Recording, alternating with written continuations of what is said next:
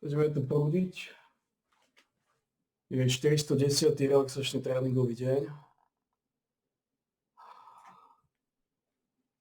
Je 1.1.2025, začneme 2021, pitche majú 19.21, každý podľa gusta. A dneska sú klikožltí 100, 90, 80, 70 a samozrejme 60 kliksterov. Ideme to hneď rozprúdiť. Pozrieme, či to nie I think the idea of some rarity making a big impact and any more than that being heavily diminished is probably where we need to go. And largely this is a problem that Path of Exile 1 has already solved. So on one hand, it's like, oh, they're reinventing what doesn't need to be reinvented. Well, okay, they didn't want people to engage with like 6 million different currencies, understandably, so they kind of had to do it this time. And because, well, they're the same people that made Path of Exile 1, in this department, I do have pretty good faith that this will be resolved. The only real downside here is that if we end up playing the early access standard style for like many months to come, it will actually be very difficult for you to afford gear. And that is mostly on the high end. This is kind of where I want to tie into the topic of solo self-found. Dobre. Pozrieme sa, či sa je zvuková stopa, ideme dať prvú stovku. Daj prvú stovku a ešte pustíme tohto pitchesa, že ako to, čo bude hovoriť za hnoj. Ideme to proudiť. Je 410. relaxačný tréningový deň. Je 1.1.2025, začneme 2021, pitche majú 19.21, každý podľa gusta. A dneska sú klikožltí 100, 90, 80, 70 a samozrejme 60 kliksterov. Self-found is a game mode where you basically just play by yourself. It is something that you can select when you make a new character and you experience the game without engaging with other players, partying with them, or trading with them. And you might ask, why would you want to play this? Well, that answer comes because some people just find it fun, and it turns out it's not just some people, it's a lot of people. It is a game mode that they adapted after a lot of people were playing with a self-imposed solo self-found function in Path of Exile 1 many years ago, and I love it, and a lot of people love it, and it is actually a feature that after like 11 years or something, they actually added it to Diablo 3, can you believe it? And people loved it in that game as well. There are some people that really want to play with their friends and trade and whatnot, but there's a lot of people that don't, and they want to kind of measure their achievements in the game with other people that also don't. And why would you ask? Well, it's a preference of play on one end, but on the other, when it comes to hyper-popular games that have a lot of aspects with exchanging items and currencies, there's a lot of bots, there's a lot of RMT, which is like real money transaction stuff, that really taints a lot of these accomplishments. Now, also there is going to be a power level difference. So if you're playing solo self-found, you're not going to have access to quite all the best gear. It's just what you find.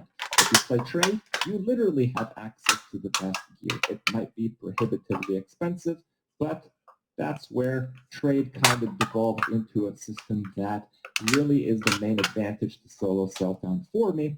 And that is because in trade, eventually, if you choose to play optimally, the best thing to play in trade is whatever earns you the most, basically, wealth in the game. And this is kind of cool because you can specialize in like one thing, like you can maybe tailor your maps or find a strategy where you use certain tablets or you like buy and sell certain items. You just get really good at like one thing that gives you the most wealth, and then you use that wealth to actually obtain the best gear through the market. Now, this sounds pretty cool, and I'm sure some people prefer this level of play, as there obviously are a lot of people that play trade. I don't like that version of play. I like the idea that in solo self-found, if I need something, I have to engage with that content directly. If I want a rare item that drops off of a boss, I need to actually adapt a new strategy with results in me facing that boss more frequently and actually find a way to kill it without losing the loot. So that is an approach where you're actually playing the game a lot more. And this actually had a really big turning point several years ago when I was playing with my wife Rania, actually. We're playing together in PoE, and I had found a Perandus Manor, which is a really rare map in the game. And it doesn't actually reward you with like that much stuff, but it counted for like a point of the progression on your atlas. So you can kind of make your atlas a little bit better. But the map itself, because it was so rare, the very top-end people that had the most wealth at the time, they could afford to spend a huge amount of currency just to get that one atlas point. So it was a case where I kind of wanted to do the map because I hadn't done that map at that point in the game. But on the other hand, that map was so insanely valuable that it was an absolute mistake to actually play it. It was a mistake to play a portion of the game that I actually found while playing the game. So that just felt so backwards, and that was many years ago. Since then, more and more people have adopted this idea of playing trade, playing the normal, not solo self-found version of the game in a way that they obtain the most wealth at any point in time and focusing on a strategy that min-maxes that. Trade aside, in solo self-found, I've been having a blast throughout that time. And now that we're playing in solo self-found in Path of Exile 2, it is pretty awesome to have to engage with all the different aspects of content. I am very happy with my decision that I have chosen to play Path of Exile 2 solo self-found. There are obviously a lot of issues. A lot of people pointed out that, well, it's difficult to, actually go through the maps in solo self-found. That's correct. I actually did my first T15 map with like 2 fire resist. Now that's when they had like much more negative fire resist. So right now it'd be, I think, like 22 or 27. I'm not exactly sure, something like that. But like that's kind of how you had to play. Path of Exile 2 is an interesting game because they kind of actually balance the progression in the game for solo self-found. If you play solo self-found, if you don't trade with any other players, your character very incrementally gets stronger. You get to maps with pretty much whatever gear. You might find like one rare item that's really good, or you might find one unique, and you actually kind of shape your character around that item if it's particularly good, so you have to adapt in that regard. You get the maps. The first few maps are not trivial, actually, if you're playing solo self-found. Why? Because your character is just bad. Your character is probably not even going to have capped resists. So the first few maps are actually meaningful. They have a meaningful level of difficulty, and I will tell you guys that it's actually pretty balanced. This actual constant level of difficulty being a little bit harder and a little bit harder, and trying to match that and catch up in a solo self-found environment is actually pretty gradual and pretty awesome.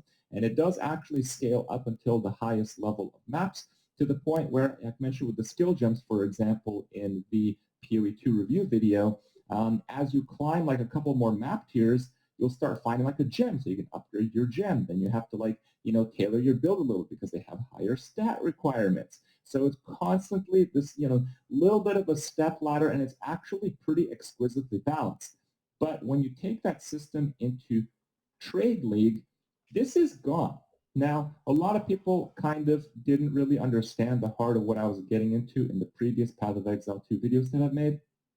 But again, I re-rolled like a Titan. I wanted to play, at least eventually, with a big bonk hammer. Yeah, I found like 5 Exalts in Act 1. So yeah, I could just buy a Ghost Rift for 1 Exalted. Now, I didn't find a Ghost Rift on my first main character in solo self-found until level like 91. And when I found it, I basically made a whole new character because it was such a powerful item. But in trade, the people that are kind of constantly, churning out and doing an optimal farming strategy to get the most wealth, these strategies often result in them finding a huge amount of items like Ghost Rift, to where they are worthless. I think it's also a really big problem with skill gems because, okay, level 20 skill gems is still pretty rare, but like I have an abundant amount of level 19 skill gems. I have way too many level 18, 17, more than I could ever use. I can make like 15 characters with gems that I have, and I don't even pick them up off the ground anymore. So I don't even know how. So it's kind of weird where, yes, the game is kind of balanced for SSF. When you go to the trade, it's just like you really skip these difficulty tiers. If you play in trade, you know, you're going to get to where you go through the campaign. Yeah, you'll find the campaign a lot easier, understandably, but you'll get to like maps, and then, you know, you'll have like max resist. So you're going to do like, you know, the tier 1, tier 2 map. You're like, wow, this is a joke.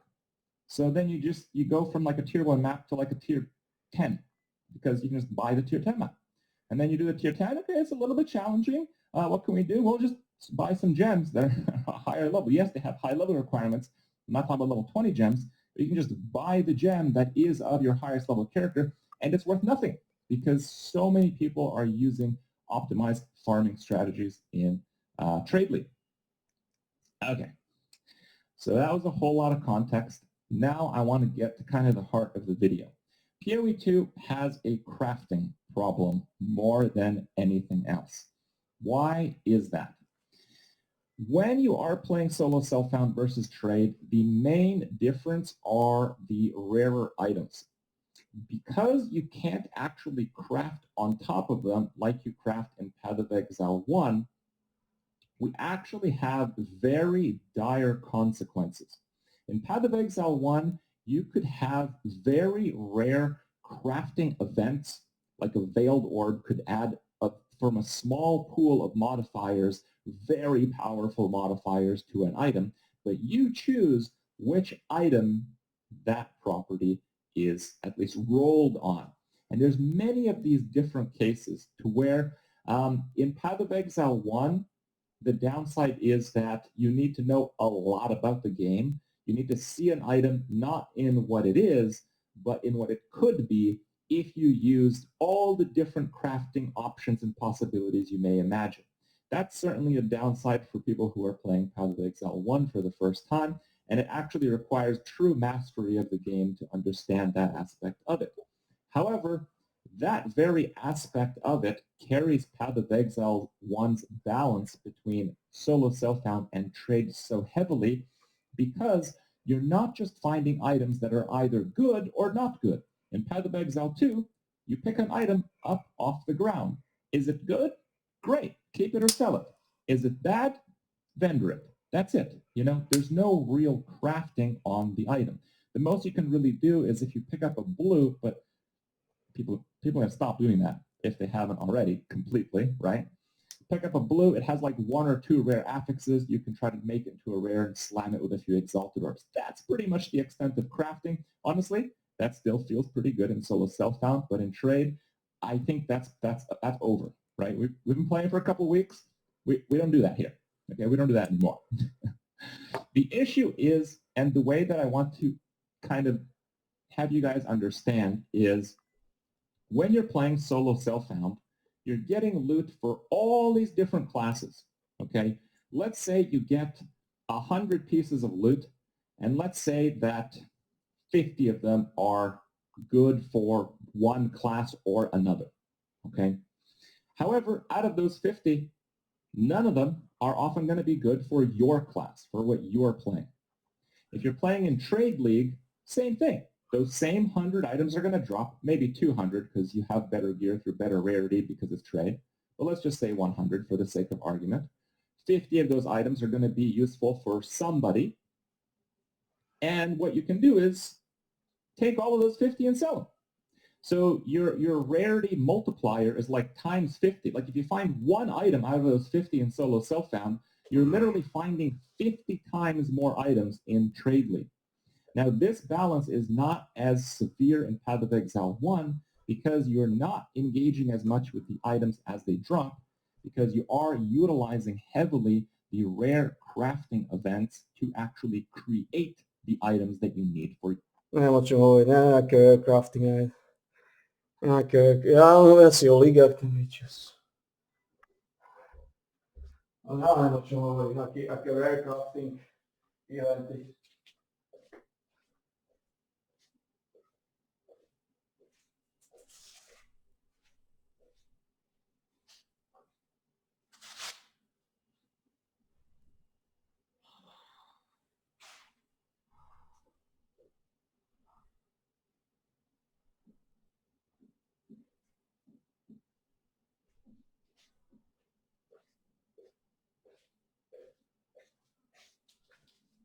Ocitol som Power Freak za roky a v živote neviem, o čom hovoriť. Aké rare crafting eventy.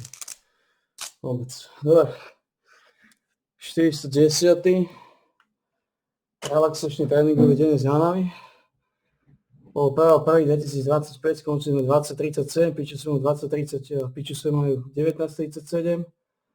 Segment trval 15 minút a 45 sekúnd, trošku dlhšie, ale niekde sa to ústrojuje.